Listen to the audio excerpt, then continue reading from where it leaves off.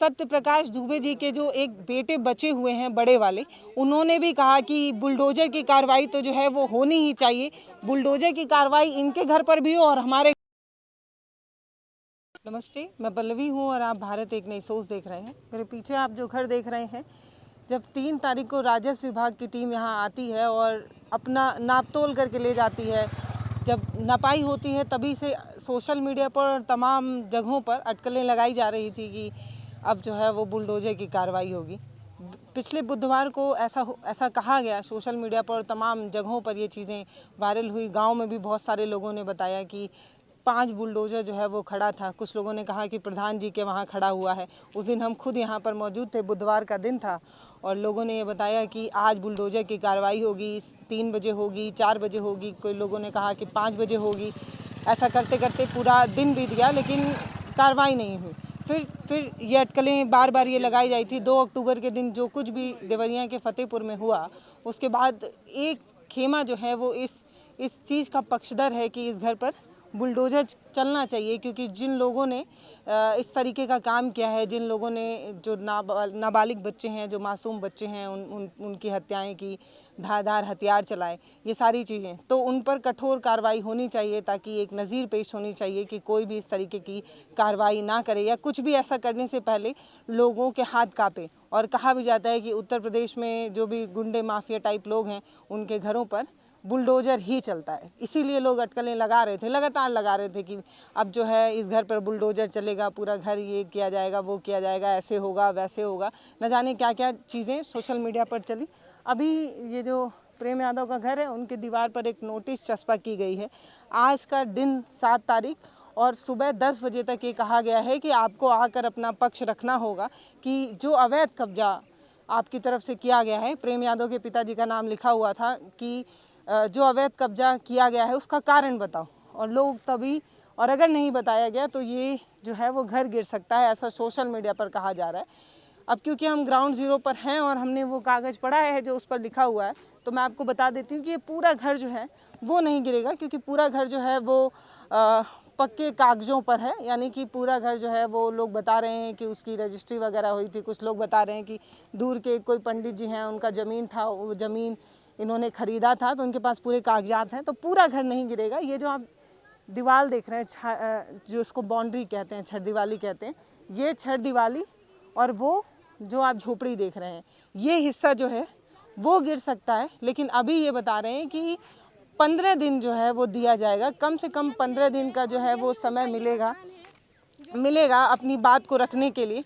लेकिन एक सवाल मेरा है, अगर इस कार्रवाई में सब चाहते हैं कि बुलडोजर ही चले, तो क्यों लोग ये नहीं चाहते कि जिन लोगों ने हथियार उठाए थे, जो लोग वहाँ उस गांव में पहुँचे थे, जो लोग एक पूरे परिवार को बर्बाद कर गए, पूरे परिवार को ख़त्म कर गए, ये पता किया जाए कि आखिर वो कौन लोग थे जिन्होंने अपने हाथों में हथियार उठाया था।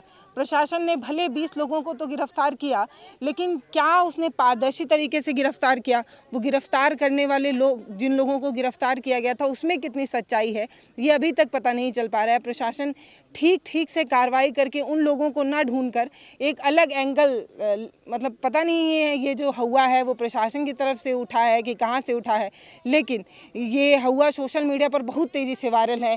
एक तरफ जो सत्य प्रकाश दुबे जी के जो एक बेटे बचे हुए हैं बड़े वाले, उन्होंने भी कहा कि बुलडोजर की कार्रवाई तो जो है वो होनी ही चाहिए। बुलडोजर की कार्रवाई इनके घर पर भी हो और हमारे घर पे भी हो, क्योंकि जो लोग भी दोषी हैं उन पर कार्रवाई होनी चाहिए। इस तरीके की बात उस बच्चे ने भी मांग की है। अब वो बच्चा जो है, उसकी उम्र खुद ही नाबालिग है, वो बच्चा नाबालिग है, उसकी मांग जायज़ है, क्योंकि उसका एक पूरा परिवार जो है वो अब उसके साथ नहीं है, उसके माता पिता नहीं रहे, उसके भाई बहन नहीं रहे, तो उसकी मांग जायज़ है। लेकिन वो जो तमाम लोग जो इस तरीके की मांग कर रहे हैं कि पूरा ये आलीशान जो भवन है वो एकदम लूट के पैसे से बना, इससे बना, उससे बना, अरे भाई जांच हो जाने दीजिए, जांच में समय लगता है, जो चीज़ें सामने आ जाए उसके बाद इस मसले पर कोई भी एंगल लिया जाए।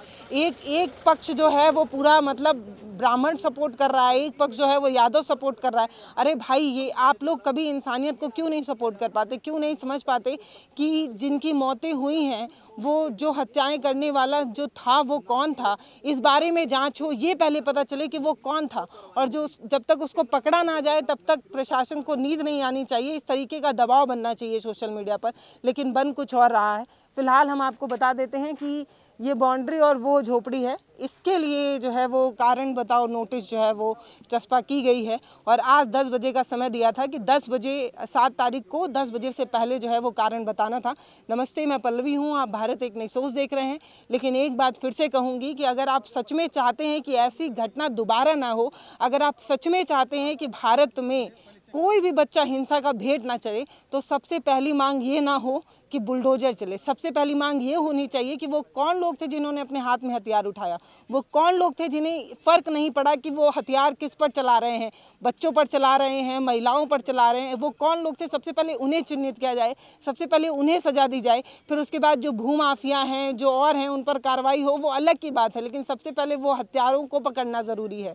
अगर आप सच में चाहते हैं कि ये हिंसा दोबारा ना हो तो उन्हें ढूंढना सबसे पहले ज़रूरी है।